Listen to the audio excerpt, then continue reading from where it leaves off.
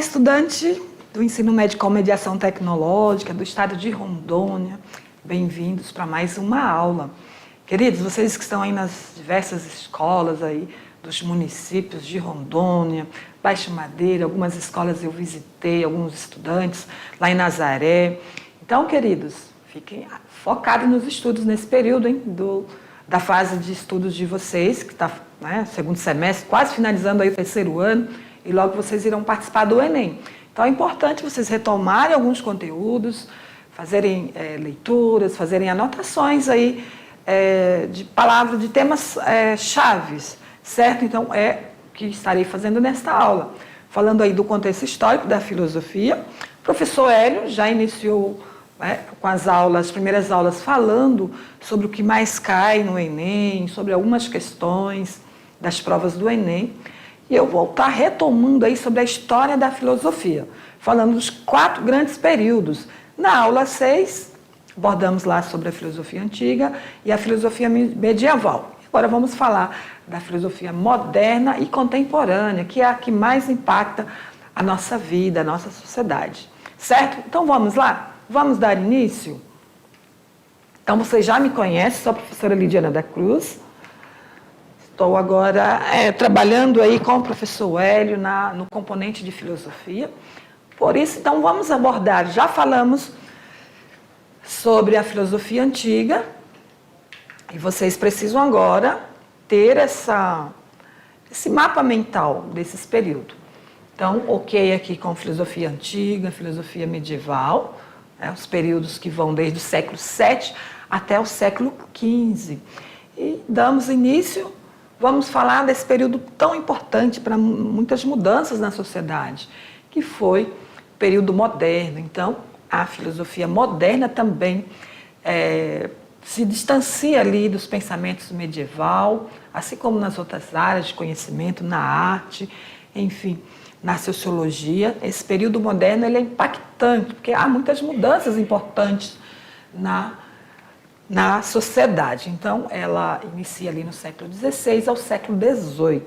E a filosofia contemporânea, que é o que nós vivemos na atualidade, ela inicia no século XIX. Então, vamos lá falar um pouquinho de cada uma dessas. Não podemos aprofundar muito, mas é uma retomada. Então, a filosofia moderna, ela parte ali desse contexto da queda de Constantinopla até a Revolução Francesa, entre os séculos XVI ao século XVIII. Não temos certeza dessas datas, viu, estudante? Mas conforme os historiadores, datam esses períodos aí. Pode ter ocorrido antes ou depois, mas está em meados a esse período aí histórico, tá? O contexto está relacionado ao antropocentrismo, ao renascimento cultural, reforma protestante, surgimento da imprensa, algo muito importante, que foi o surgimento da imprensa devido à veiculação da comunicação, como os livros, os jornais, os livros, produção de livros. O conhecimento chegou, então, ao acesso das pessoas, que até então, no período medieval, somente a igreja dominava o conhecimento, por meio da escrita, dos livros escritos. Absolutismo, então, olha aqui esse contexto do período moderno, onde se desenvolve a teoria política, em que o poder se detém, o poder absoluto se detém na mão de algumas pessoas, Desenvolvimento, então, do comércio, ou seja, ampliação das relações comerciais, entre as nações, grandes navegações, por isso que houve um encontro com o Novo Mundo, os continentes americanos, aqui também a América Central, a América do Norte, enfim. Houve, então, muitas produções artísticas, muitos movimentos artísticos, tendo como referência as artes greco-romanas e também a filosofia, O período moderno, houve muitos estudos da filosofia grega, dos filósofos como Sócrates, Platão e Aristóteles, entre outros. As correntes de pensamento, nesse período moderno, havia várias correntes, estudantes. Quais delas, professora? O dualismo, que entendia que o pensamento era dividido entre corpo, né, e pensamento. Havia uma divisão, na verdade, né, entre pensamento e corpo, isso segundo René Descartes. Idealismo, ou seja, o mundo das ideias, prioriza o ser pensante, o mundo das ideias, né, oposto, então, à matéria. Por isso, pensamento e corpo eram separados.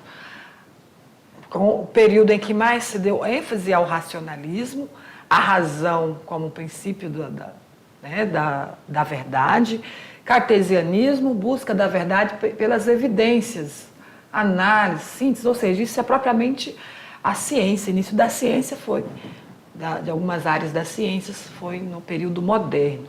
O humanismo, onde o homem era o centro do universo, valorização, então, dos seres humanos. O iluminismo, razão era a luz, era o caminho para a liberdade e a felicidade, né? Iluminismo quer dizer o que? A luz, contrário à fé, né? Contrário à fé. Então, essa era o pensamento dos iluministas. Liberalismo, defesa da liberdade individual e econômica. O criticismo, questionamentos, né? Questionar sobre os limites de nossos conhecimentos. E o positivismo, que era a crença no conhecimento científico como única fonte da verdade. Olha quantas correntes importantes nesse período aí moderno, como eu disse, um período que mudou a história da humanidade em várias áreas, né? Em várias áreas, como na arte, nas tecnologias. Também um período que houve muitos conflitos, muitas guerras, certo? Então, quanto mais conhecimento, mais o homem vão contra, né? Vão contra uns dos outros, né? Nação contra nação, enfim, um período também, apesar de muitas coisas, criações interessantes, mas também muita abertura para o mal. Característica, então, da filosofia moderna, valorização da razão, teoria heliocêntrica, ou seja, a Terra como o centro do universo, busca pela ordem, controle, previsão dos conhecimentos, criação do método científico, entendimento entre mente e corpo, né, que são diferentes e separados, busca por valores e saberes absolutos, propostas que abrangem então todas as áreas do conhecimento, período que mais surgiu categorias de áreas de conhecimento, a matemática fica na sua caixa, a língua em outra, a arte, a literatura, enfim, há um desenvolvimento cultural muito amplo. Explicação mecânica e matemática do universo, crenças da neutralidade do observador ao observar os fatos, olhar objetivos, evitando então a intuição e a subjetividade. Então, nesse período, a subjetividade, a razão passa, né, a tomar lugar então da intuição e a subjetividade. Surgimento então do sujeito do conhecimento, o homem produtor, podemos dizer assim, é o que produz conhecimento por meio então da ciência. Alguns dos principais filósofos deste período, e eu trago essa obra de arte aí com o título A Criação de Adão. Adão, segundo a Bíblia, os textos bíblicos, foi o primeiro homem, né? E tinha uma íntima relação com Deus, né? Deus superior. Então, uma obra de Michelangelo que está no teto da Capela Sistina, muito linda, maravilhosa essa obra, que trata aí desse princípio, né, do homem, né? Surgimento do homem por meio, então, dos textos bíblicos. Então, nós temos muitos filósofos importantes nesse período, como Nicolau Maquiavel, né, que trouxe muitas ideias sobre a política, Montaigne, Francis Bacon, Galileu Galilei, René Descartes e muitos outros, John Locke, Spinoza, Isaac Newton, David Hume, Jacques Rousseau, Immanuel Kant e muitos outros, Engels, né? Olha quantos filósofos estudiosos, a maioria deles aí da área da filosofia política, social, críticos à realidade, que criaram aí várias teorias que são bases para muitos estudos até hoje na universidade. Aliás, até os gregos, né, os filósofos clássicos até hoje são fonte de conhecimento, tanto que vocês estão estudando aqui no ensino médio sobre essas ideias, né, essas correntes filosóficas. E vamos já partir para uma outra, estou olhando o horário aqui, para uma outra corrente, que é a filosofia contemporânea. É um outro período histórico, que surge desde a Revolução Francesa, um marco importante, né, na Europa, que foi a Revolução Francesa, até os dias de hoje, aproximadamente entre o século XIX até os dias atuais. O contexto foi a Revolução Francesa, por meio dos ideais de liberdade, igualdade e fraternidade. Essas três palavrinhas aí, estudante, são importantes no que diz respeito ao pensamento contemporâneo. Liberdade, igualdade e fraternidade. Não sei falar em francês, mas em francês é liberté, igualdade e fraternidade. Não vou conseguir falar. Eu vou estudar francês e depois eu venho e falo para vocês. Revolução Industrial, período que mais se desenvolveu tecnologia industrial, né? Trabalho assalariado, então, onde Marx desenvolve, não é que ele desenvolveu, mas ele estruturou a sociedade por sociedade de classe, usa então de máquinas, né? Independências das Américas, né? Os países da América que também deixam de ser colônias, América do Sul, América Central, América do Norte, desenvolvimento do capitalismo, muitas inovações tecnológicas, que nós sabemos hoje, o avanço tecnológico, né, que o homem lança foguetes ao espaço, né, tem satélites aí estudando o universo, podemos dizer assim, o sistema solar, romantismo, guerras mundiais, como eu disse, um período que mais se desenvolveu, que o homem disputou territórios, né?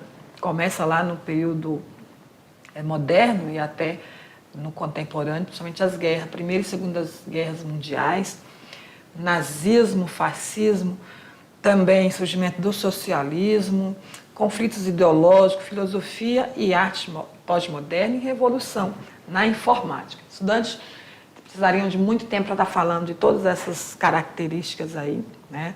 Esses contextos aí da filosofia contemporânea, claro que dá início ali no final do período moderno e que ocorre até nos dias de hoje. Essa imagem para a gente refletir, né? Fazer aí reflexões que nós não podemos olhar o contexto histórico da filosofia como algo linear, né? Como um desenvolvimento cronológico linear. É como se fosse um ciclo. Tudo ao nosso redor, estudante, são ciclos, né? O planeta é redondo, o planeta, o sistema solar, essa engrenagem aqui, no qual está o homem, né? Então aqui podemos dizer que esse círculo aí de homens, né? Só tem aqui a figura do homem, não sei se ao centro parece uma mulher, não entendi essa figura, mas uma simbologia, né? Para mostrar aí que o mundo, a filosofia, ela é esse círculo, né? Em que envolve as pessoas, o universo e todas as invenções humanas, né? Que partem aí pela filosofia. Estudante, as correntes de pensamento. Nós temos uma corrente muito importante que foi o marxismo, porque ele faz análise do sistema econômico por meio das relações de classe, certo? Não é que o marxismo é para a gente sair por aí fazendo lutas armadas, não. O marxismo, a intenção era estruturar essa sociedade por classes, né? No qual a gente identifica quem são, a que classe nós pertencemos, na verdade, né? E quem é essa estrutura econômica, né? Quem são, quem está por trás dessa estrutura econômica. Existencialismo, fenomenologia, o consumismo, isso aqui é muito real, nas mais simples pessoas, que o consumismo, ou comunismo, né? Eu entendi errado aqui, desculpa, estudante, falei consumismo. O comunismo, ou seja, os ideais políticos contrários ao capitalismo.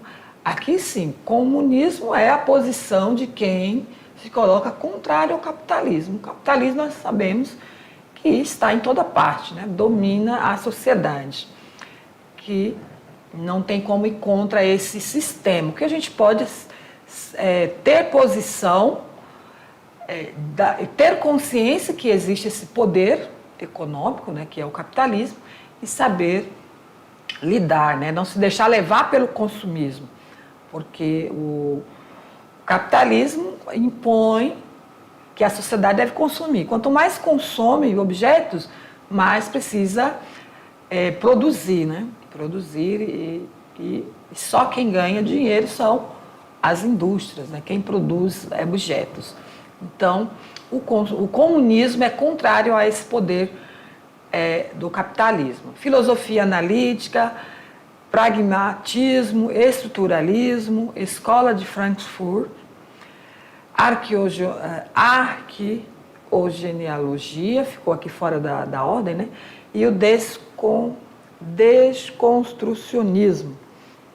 Então, aí são as várias correntes de pensamento da filosofia contemporânea. E as características da filosofia contemporânea? Não há mais valores absolutos, né? Nenhuma única verdade. Há várias verdades. Uma sobrepõe a outra. Quando surge uma verdade, aí nasce outra contrária àquela verdade. Então, não há verdade absoluta. Compreensão da pluralidade cultural e respeito às diferenças sociais, né, das pessoas, diferenças de identidades, rejeição de uma concepção única da realidade, não aceita o uso do poder por meio de uma suposta razão, coexistem diferentes interpretações sobre a realidade e os fenômenos, percepção que não há como confiar apenas na razão, e não só pela razão, mas também não só pela subjetividade, né? Ou os sentidos. Tecnologias como melhorias ou como desumanização. Tecnologia, ela veio para melhorar, né, nossas condições de vida, mas ao mesmo tempo ela desumaniza. Então, muito importante leitura sobre isso, reflexões sobre isso. Desenvolvimento das ciências humanas e sociais e a falta de referências e crise da subjetividade. E quais são os pensadores desse período, né, desses períodos atuais, né, contemporâneos? Nós temos muito, não vou falar porque nomes difíceis, né? Nós temos aqui Arthur, Soren, Karl Marx, Nietzsche, esse não Ludwig, Martin, Adorno, filósofo muito importante, Sartre, Deleuze, Foucault, Derrida, né? Chomsky e Habermas. Olha aí, todos a partir aí do século XVIII, né, até o século XXI, até o século XX, né, nós temos aqui, muitos deles já faleceram, né, podemos ver aqui que muitos deles já faleceram, mas deixaram aí suas ideias, né, sobre esse período, desde o período moderno até a atualidade. Muito bem, nós temos uma questão, vamos fazer a leitura dessa questão e depois analisar aí a resposta. Vamos ao texto. Quem se mete pelo caminho do pedido de perdão deve estar pronto a escutar uma palavra de recusa. Entrar na atmosfera do perdão é aceitar medir-se com a possibilidade sempre aberta do imperdoável. Perdão pedido não é perdão a que se tem direito. E com preço dessas reservas que a grandeza do perdão se manifesta. Então, esse texto aí está disponível aqui, ficou a letra grande, era para ter ficado menor. O perdão de curar, segundo esse autor aí. A reflexão sobre o perdão apresentada no texto, encontra fundamento nas rejeição particular amparada pelo desejo de poder, decisão subjetiva determinada pela vontade divina, liberdade mitigada pela predestinação do espírito, escolhas humanas definidas pelo conhecimento empírico, relações interpessoais mediadas pela autonomia dos indivíduos. Então, não é uma questão fácil, porque é um texto que está tratando da questão do perdão. A gente não sabe se tem cunho religioso, não é verdade, estudante? Então, não é uma questão fácil de responder, mas vamos à resposta. A resposta é alternativa e relações. O texto está relacionado às relações interpessoais mediadas pela autonomia do indivíduo. Ou seja, perdoar é algo interpessoal, né, do indivíduo. Então, vamos aqui à análise. A questão solicita que se identifique qual conceito serve de fundamento para aquela reflexão, ou seja, para aquele texto sobre perdão, sobre o perdão, ou seja, que apresentada segundo esse escritor aí. A análise do texto indica que o perdão é um processo que envolve autonomia, decisão pessoal, tanto de quem pede quanto de quem concede ou nega, né, sem qualquer garantia de aceitação. Você pode pedir perdão e a pessoa pode aceitar ou pode negar. Então, para identificar a alternativa correta, é necessário escolher aquela que melhor apresente essa interação voluntária e pessoal. Eu sei que pode acontecer de muitos acharem que é uma decisão determinada pela vontade divina, porque perdão a gente sabe que é algo muito citado na Bíblia, né? Podemos errar também a letra C, devido à letra C, liberdade pela predestinação do espírito. Pode ser que perdão está ligado ao nosso espírito, ao nosso ser, à nossa essência, certo? Ou a letra D, escolhas humanas. Perdoar é uma escolha humana? É sim. Definida pelo conhecimento empírico, também pode nos induzir ao erro. E aqui, desejo de poder. Então, estudante, é uma questão muito complexa para responder, porque é um texto subjetivo, um texto contemporâneo, né? Ideias contemporâneas, está relacionado à filosofia contemporânea. Então, a resposta seria, então, a letra E. Parabéns para quem acertou. Então, agora vamos para uma atividade. Deixa eu ver se eu tenho... Tem outra questão, estudante, eu coloquei duas. Vamos aqui para essa outra questão também, bem filosofia contemporânea. Olha, nós temos aqui uma charge, né? Eu queria poder, aqui esse sujeito com uma lâmpada na mão, tem que analisar a imagem também, tá? Uma mulher com uma lâmpada na mão ali, que a gente sabe que uma lâmpada está relacionada a que, esfregando essa lâmpada, o gênio vem atender ao nosso pedido. E qual era o pedido desse personagem aí, né, feminino? Ela queria poder, ela disse que eu queria poder, força, visão de raio-x, telecinese, telepatia. Ela está perguntando. O gênio, né? Aí ela diz, poder político.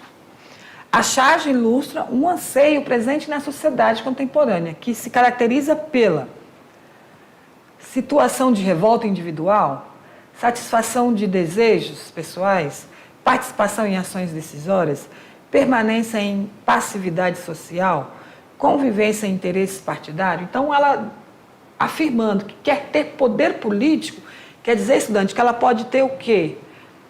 Poder para muitas decisões, né? Então, é letra C, participação em ações decisórias, letra C.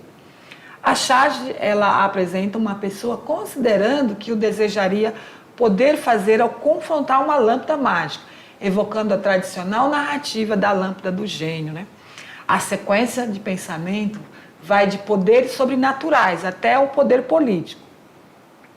Então, para responder à questão de forma correta, deve-se escolher a alternativa que melhor reflete o anseio ilustrado pela charge dentro do contexto da sociedade contemporânea. Então, precisamos ter esse olhar atual, né? Política está relacionada, poder político, a uma questão bem atual, né?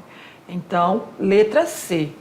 O anseio pelo poder político, né, sugere o desejo de desenvolvimento e influência e decisões políticas. Então, por isso que a mulher, diante de tudo isso, de todas aquelas possibilidades, para ela, o melhor era ter poder político. Daí ela teria influência em muitas coisas, certo? Então, vamos para a atividade, mão na massa, né? Então, querida, a atividade continua aquela que vocês tiveram na aula 6. Na aula 7, vocês continuam fazendo ali o quadro comparativo. Vão comparar a filosofia moderna com a filosofia contemporânea, tá? Dentro ali das características, contexto histórico, certo? Vamos dar uma olhada na imagem aqui para vocês fazerem. Então, eu mandei, né, já falei que enviei para vocês aquele material sobre filosofia, no período, né, histórico da filosofia. Vocês podem pesquisar outros materiais também, certo? Mas não faça só com os dados que vocês têm nessa aula 6 e aula 7. Porque ele está muito resumido, muito palavras, né? Frases curtas. Então, leia outros materiais, estudante, pesquisam, assistam vídeos também. E aí vocês fazem a anotação aí, comparando a filosofia moderna com a filosofia contemporânea. As características principais, o contexto histórico, características principais, né, correntes de pensamentos, e ali as características dos filósofos, certo? Eu sei que é muito amplo, professor, tem que fazer um curso de graduação para compreender tudo isso, realmente, precisa estudar muito, eu só estou começando, certo? Para entender, né, todos esses contextos históricos aí, desses grandes 4 períodos. Então não é nada fácil estudar a ideia desses pensadores, precisamos nos colocar ali muito próximo do contexto social, cultural, político, econômico, para entender, né, aquelas raízes ali de pensamento. Mas, estudantes, vocês podem fazer isso de forma bem sucinta, trazendo ali pontos principais para que vocês consigam diferenciar aí esses 4 períodos, tá? Desejo sucesso para vocês e depois quero lá saber o resultado, hein? Aí nas escolas de Rondônia, muitos estudantes aí tendo uma boa nota no Enem para continuar os estudos aí, buscar a carreira que você tem interesse, né? E continuar aí tendo sucesso e prosperidade nas suas vidas. Obrigada pela atenção e até as próximas aulas aí em outras áreas de conhecimento. Tchau, tchau.